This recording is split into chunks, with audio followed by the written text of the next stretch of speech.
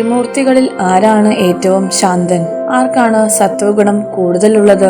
ഈ പ്രപഞ്ച സത്യം തേടി ഭൃഗു മഹർഷി തന്റെ യാത്ര ആരംഭിച്ചു.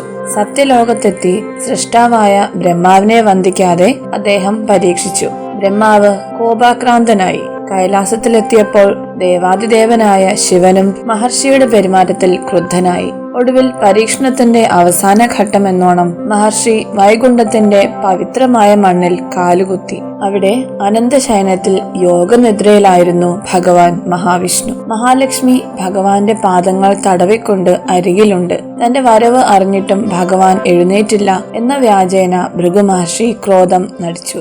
അഹങ്കാരത്തിന്റെ ഉച്ചസ്ഥായിയിൽ അദ്ദേഹം ഓടിച്ചെന്ന് ലോകം മുഴുവൻ വണങ്ങുന്ന ആ ഭഗവാന്റെ നെഞ്ചിൽ ആഞ്ഞൊരു ചവിട്ടു കൊടുത്തു. ലക്ഷ്മി ദേവി നിത്യവും വസിക്കുന്ന ശ്രീവത്സം എന്ന അടയാളമുള്ള ആ പവിത്രമായ നെഞ്ചിലാണ് മഹർഷിയുടെ കാൽപാദം പതിഞ്ഞത്. പെട്ടെന്ന് ഉണർന്ന ഭഗവാൻ വിഷ്ണു പക്ഷെ കോപത്തിന്റെ കനൽ ചിതറിച്ചില്ല. പകരം അതിരറ്റ കാരുണ്യത്തോടെ മഹർഷിയുടെ പാദങ്ങൾ തന്റെ കൈകളിൽ എടുത്തു. അവിടുന്ന് വിനയപൂർവ്വം ചോദിച്ചു, മഹർഷി, അവിടുത്തെ ഈ പവിത്രമായ പാദങ്ങൾക്ക് എന്റെ കല്ലുപോലുള്ള നെഞ്ചിൽ തട്ടി വേദനിച്ചോ? എന്നോട് ക്ഷമിച്ചാലും. ഭഗവാന്റെ ഈ അപാരമായ ക്ഷമയും വിനയവും കണ്ടപ്പോൾ രഘുവിന്റെ അഹങ്കാരം അലിഞ്ഞില്ലാതായി. വിഷ്ണു തന്നെയാണ് ത്രിമൂർത്തികളിൽ ശ്രേഷ്ഠനെന്ന് അദ്ദേഹം കണ്ണീരോടെ തിരിച്ചറിഞ്ഞു. എന്നാൽ ആ കാഴ്ച കണ്ടുനിന്ന മഹാലക്ഷ്മിയുടെ ഉള്ളിൽ കോപം ആളിക്കത്തി. എന്റെ നിത്യവാസസ്ഥലമായ അങ്ങയുടെ ഹൃദയത്തിൽ ചവിട്ടിയവനെ ശിക്ഷിക്കുന്നതിന് പകരം പാദം തടവിക്കൊടുത്ത അങ്ങയെ എനിക്ക് അംഗീകരിക്കാനാവില്ല. ആത്മാഭിമാനമില്ലാത്ത അങ്ങയുടെ കൂടെ ഇനി ഞാൻ കഴിയുകയില്ല